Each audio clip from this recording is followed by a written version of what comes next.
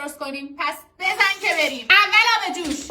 پاستا میره داخله. اینه که خوب بپزه. یا علی. پاستا حاضر. حالا نوبت سسه. اول کره.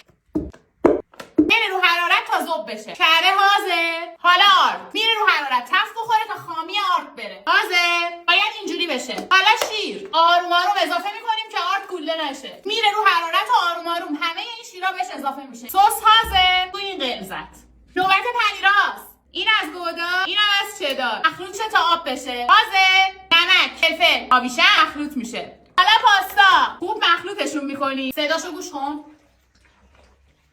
الان مکن چیز شما آماده است. من که اینجوری ولتون نمی‌کنم. میرن داخل تابه. حاضر. نوبت پنیر پیتزاست.